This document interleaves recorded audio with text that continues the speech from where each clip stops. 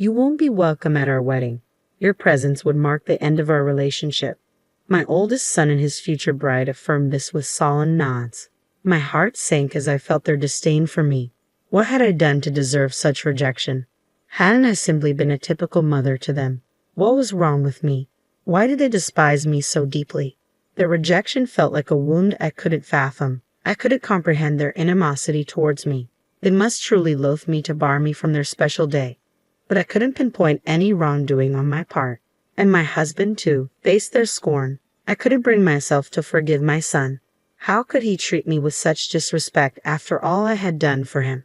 I refused to believe he could disregard his mother so callously. I needed to make him understand that his behavior was unacceptable. There would be consequences for disrespecting his mother. My name is Mary, a 55-year-old housewife, and I'm the mother of 2 sons. David, our eldest, now holds a prestigious position in a Tokyo-based company, while Tom, our second son, prefers the quiet life, working diligently at a local manufacturing firm. Once close, the bond between the brothers has frayed over time, with David developing a distaste for Tom. He subjected Tom to public humiliation and bullying, even after my reprimands failed to curb his behavior. Recently, David announced his impending marriage to a colleague from his workplace. She expressed a desire to meet us, prompting me to arrange a dinner. I welcomed this opportunity, seeing it as a chance to bid David farewell. David's aversion to Tom was evident, and Tom himself remarked, "It's probably for the best." The day we had agreed to meet arrived. A reservation had been made in a secluded corner of an upscale restaurant. The unfamiliar surroundings left me a bit flustered, but upon entering, I found David and a robust-looking woman already seated. "Hey, Mom and Dad, you're running late," David quipped. "Apologies, we got a bit turned around. This place is new to us," I replied. "Try not to make a scene," David retorted, though his words stung. I brushed them off, accustomed to David's demeanor. As we settled into our seats, we enjoyed a sumptuous meal while listening to their conversation.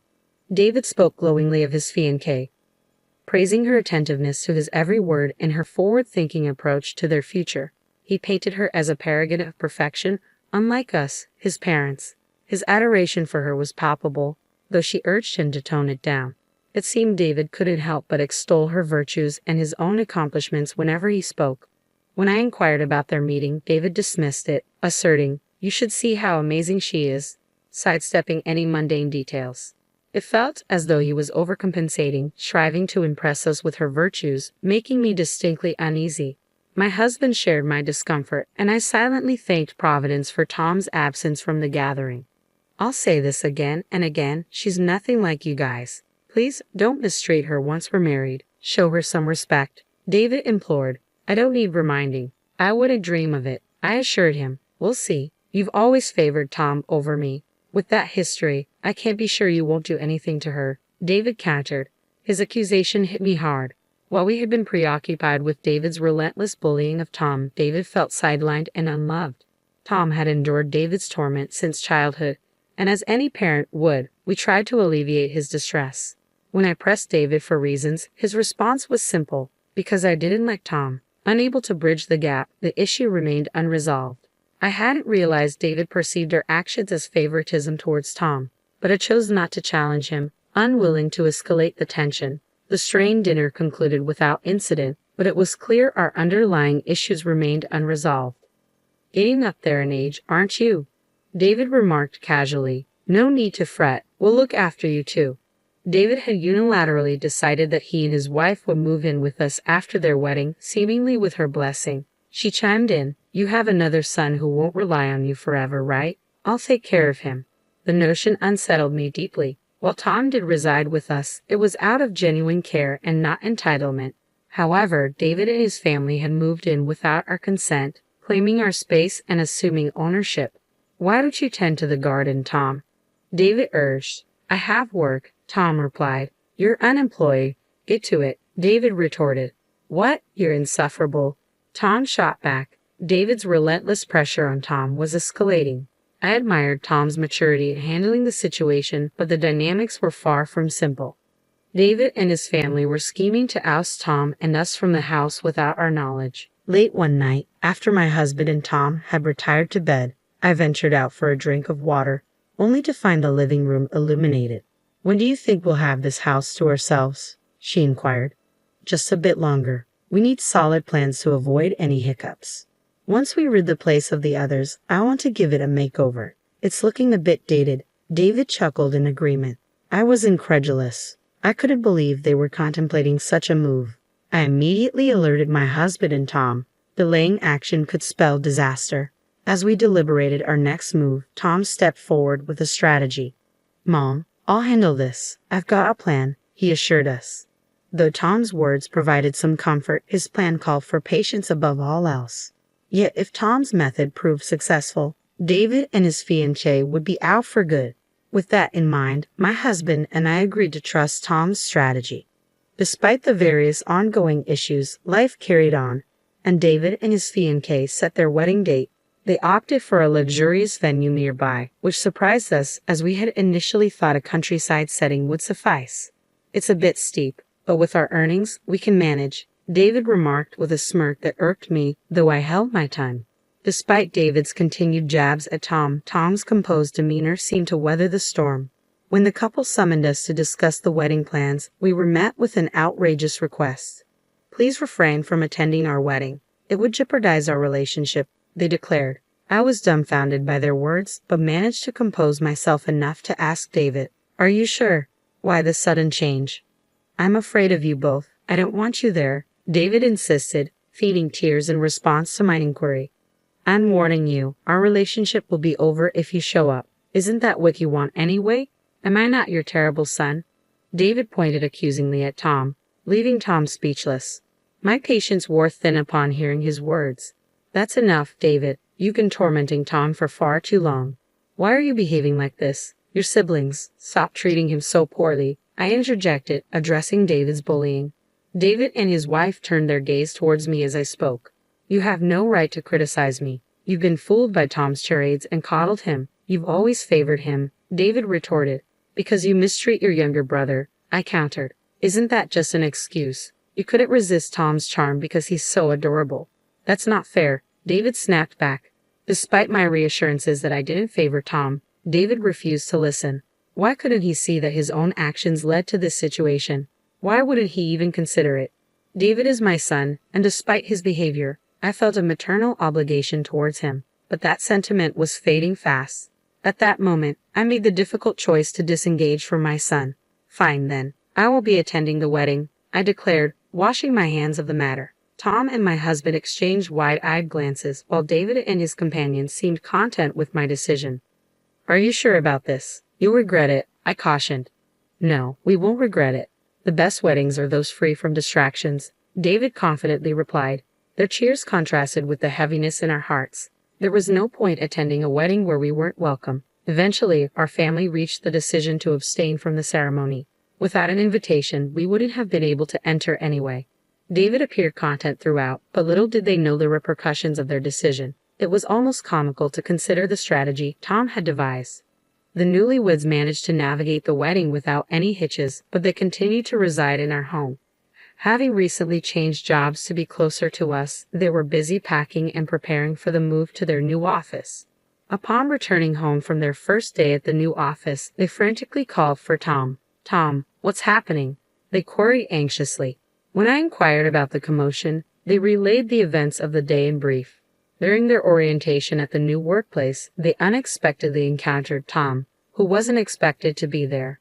To their astonishment, when their boss spotted Tom, he respectfully bowed and expressed gratitude for Tom's assistance. The couple, previously under the impression that Tom was merely a factory worker, were taken aback by these revelations. Unbeknownst to them, Tom had been diligently toiling away at the factory since he first joined. His dedication hadn't gone unnoticed. The factory's president himself acknowledged Tom's invaluable contributions. Tom's innovative ideas had become integral to the factory's operations, earning him admiration from his colleagues. Thanks to his efforts, the factory's performance had seen significant improvements. In due course, the factory became a cornerstone for many companies. However, when the president fell ill, Tom's concern for him was palpable. He made it a point to visit the president regularly on his days off. Witnessing Tom's unwavering dedication, the president saw fit to appoint him as his successor. Tom, feeling overwhelmed by the responsibility, initially declined, saying, "I'm not capable of such a role." Yet the president remained resolute. With the encouragement of his peers, Tom eventually assumed the presidency. Under his leadership, the factory's performance soared to even greater heights. Tom's amiable nature, coupled with the trust he garnered from his employees, as well as his astute leadership, earned him widespread admiration. Today, the factory is relied upon by companies across Japan, and Tom's name is recognized even by major corporations in Tokyo. On this particular day, Tom was visiting the company for a client meeting, nothing more. However, the couple, unaware of Tom's elevated status, felt unsettled by the deference shown to him.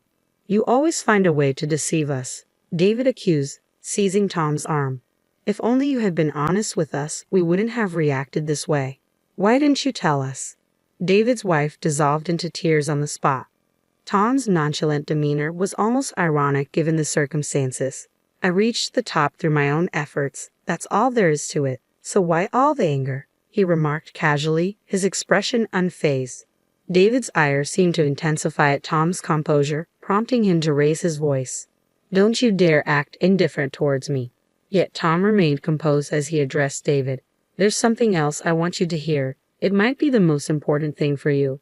Through some effort, we managed to calm David and his wife and coax them into taking a seat. Tom, having retrieved something from his room, returned and began to narrate the story. "Firstly, take a look at this," Tom announced, spreading several photographs across the table. They depicted David's wife alongside a man in elegant attire, unmistakably capturing scenes of her infidelity. David's reaction was immediate. He erupted into shouts while his wife trembled, unsure of how to respond. "She's soon to be my sister-in-law, so I did some digging beforehand, and this is what I found," Tom explained calmly, gesturing to the incriminating evidence. "With this much evidence, there's no denying the truth," he added, prompting David's wife to bow her head in remorse. "I'm sorry," she murmured, her voice filled with genuine regret. David, grappling with the shock of the situation, could only stare in disbelief. This is the consequence of not looking beyond the surface of a person. "Nobody is perfect," Tom remarked with a laugh, eliciting giggles from the rest of us. David, overcome with despair, sank to his knees, the room falling silent save for his wife's earnest apologies. Ultimately, David and his wife went their separate ways, their marriage dissolved by David's unforgiving stance on infidelity. When it came time for his ex-wife to pay alimony, she found herself in a state of panic, relying on her parents' financial support to meet her obligations. Yet even this wasn't enough to mend the deep wounds inflicted upon David. Overwhelmed by the shock of the divorce, David chose to resign from his job. Since then, he has retreated into seclusion, rarely emerging from his room except to grab a meal. However, whenever Tom was around, David would recoil in fear, as if haunted by the memory of their confrontation. It appears that since that incident, David has developed a fear of Tom. The family had deliberated extensively on what to do about David. Ultimately, they reached a unanimous decision to sever ties with him in the near future. It pained them to contemplate such a drastic step, but David's selfish behavior left them feeling unable to forgive him. Several months later, David was ousted from the household. In his final moments there, he pleaded for forgiveness, but by then, he no longer seemed like family to them, and his expulsion felt like a natural consequence. Meanwhile, the remaining 3 members of the family now enjoy a carefree existence without anyone hindering their peace. Though her husband has retired, they face no financial struggles, thanks to Tom's hard work. She harbors a deep desire to ensure Tom's happiness and security for as long as she lives. Tom is set to tie the knot soon with his longtime girlfriend, a colleague from their workplace. Their relationship has flourished over several years, and the prospect of her precious son's wedding fills her with anticipation and joy.